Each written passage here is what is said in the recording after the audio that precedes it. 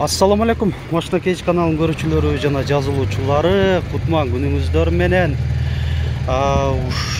Биз азыр Кара Суу шаарындабыз, сагыр айтканда ошол Борбордук базарында, Кыргызстандагы дегеле ушул Орто Азияда эң ири базар болгон Кара Суу базарындабыз.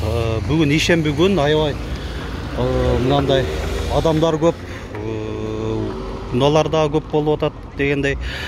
Биздин ушундай видеолорубуз көп просмотрларды элеген үчүн дагы атайын Ош шаарынан келип, ушул сиздерге мындай эмне буюмдар бар болсо ошолорду тарткан тартып баалары кандай болуп атат, ошолорду да көрсөткөнчө кетейин.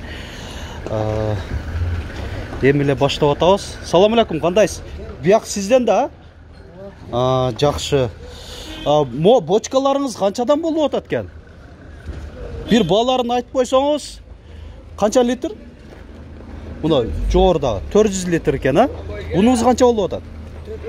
4,5 миң. Мыначы 1 тонна эмеспи? 1 тонна экен, а? Мындай сливной бар. Жакшы. Бул канча болуп атат?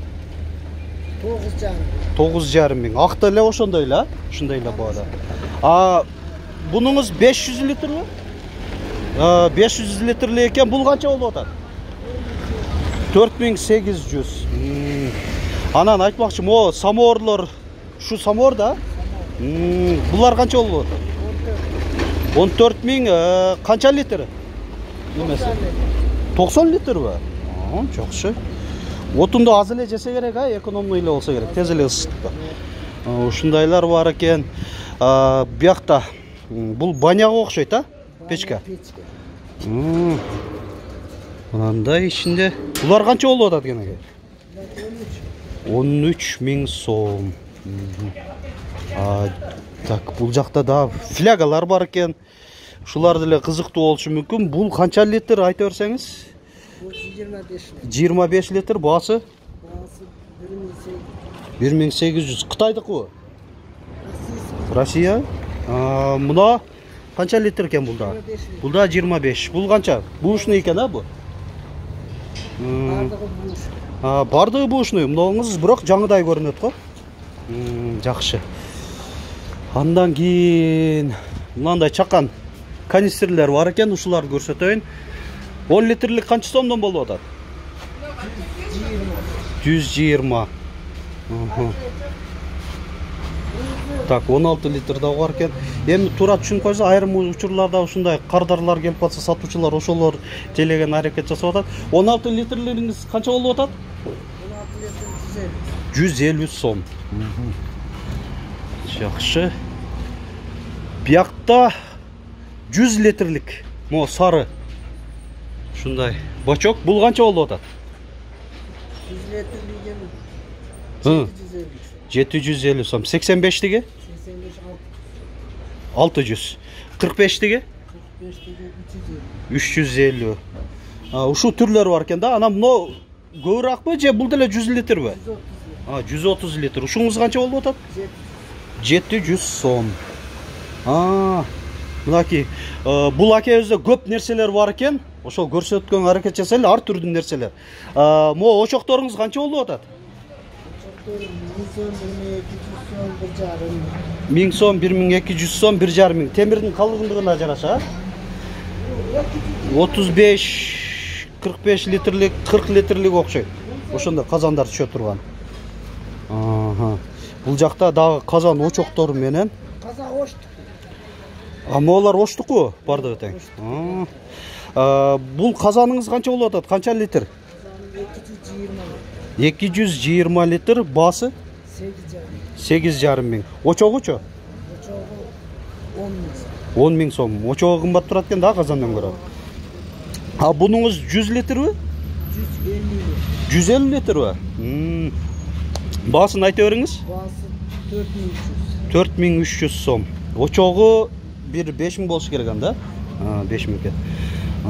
Дагы анан кийин өзүбүз колдонуп аткан мындай казандар. Бул канча литр?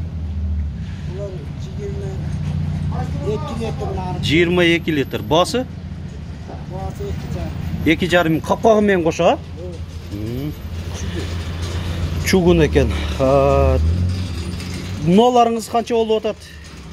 Канча литр? 80 литр. 80 литр басы? Басы 2,5 миңга. Очогу? Очогу 4 миң. Очогу кымбат болуп калат экен да. Деги эле көрүп атасыздар, аябай түрлөрү көп. Мындай ассортимент деле көп экен бул жакта. Ала бересиздер. Айтмакчы, мо арабаңыздар канча болуп атат? Шулда бир аз айтып кетсеңиз.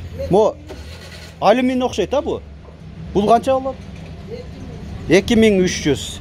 Мынаңыз арзаныраак болуш керек, а? 2200 100 сомго эле айырмасы барбы? Бул деле алюминби? Алюмин краскаланган экен, а? 2200. Кымбатырактар же бардыгы тең эле ушундай баадабы? Мо 4800. 4000 бе?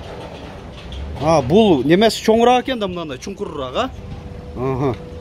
Айтмакчы, беркиңизчи, мындай ручной жасалган окшойт, а мыналар?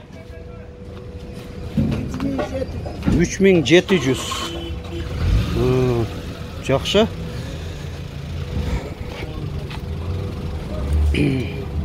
Ушундай түрлөрү бар экен. Рахмат сизге, содаңызды бере берсин. Так. Бул жакта шлангдар бар экен.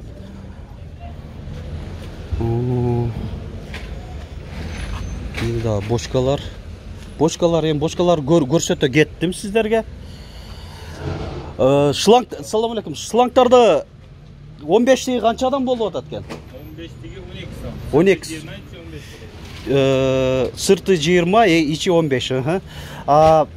20лыгы канча болуп атат ошо? 25, ичи 20, 16 сом. 16 сомдон. Оптум алса оны деле түшүп. Оптум алса түшүп беребиз дейт. Кайсы Оштуку же Өзбекстанбы? Бишкектенби? Жакшы, ушунда кара шлангдар. Шулар жакшы кетип атабы азыр? Булар немеле капельный орошениеге кетет. Капельный орошение. Жөн деле колдонсо боло берет да, баягындай. Мисалы үчүн турба, темир турбанын ордуна деле ушундай колдонуп алыштыбы дейм да. Капельный ленталар. Айтмакчы, ошолорду сурап атышты эле биздин көрүүчүлөрчү. Мен Машина Кеч каналынан YouTube'дагычы мынандай ленталар бар дейт. Мен бунун механизмин азыр түшүнбөй атам, же кандай кылат экен? Мынаки. Ошо ленталар аркылуу мондай кранниктер жана фильтр экен. Фильтри коюлуп, анан ошол эмнени сугаргыңыз келсе, мисалы үчүн бак болсо, бак же кандай бир өсүмдүктөрдү дагы сугаргыңыз келсе, сууну үнөмдөп. Ушундай система аябай жакшы эффект берет. Ошол немеңиз канча болуп атат? Метри канча болуп калат? 4 сомдон метри. Рулон алса дагы да кемитип беребиз дейт. Жакшы. Не болуп калса түшүндүрүп, кандай оңой эле, мындай кыйынчылыгы жокпу? Жөнөкөй адам деле келип, алып, үйүнө барып орнотуп иштете берсе боло берет, а? Жакшы, өзү да түшүндүрүп беребиз дейт. Кыйынчылыгы өтө деле жок экен. Ооба, туура. Ошо түшүндүрүп берет экен, бардыгын тең эле. Кыйынчылыгы жок деп атат. Жакшы, ана мо жумшак шлангдарыңыз канча болуп атат?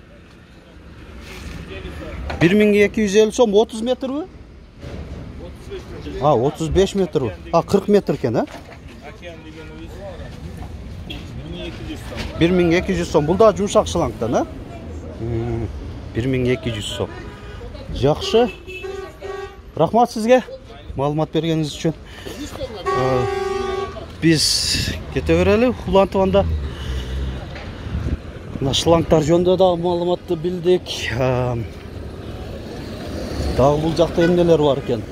Негизинен ошол эле мындай көрүнүп туруп аткан.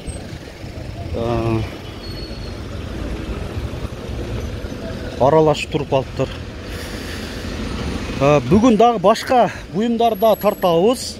Бул эле видео менен токтолбойбуз. Ошол видеолорубузда көрүңүздөр. Мисалы үчүн ошол велосипед жана баягы жаш балдар айдаган машиналар, электромашиналарда тарта кетебиз. Ошол эле баягы мотоблоктор жөнүндө дагы ошолорду көрсөтө кетемин. Ошо ар бир видеобузду көрүңүздөр.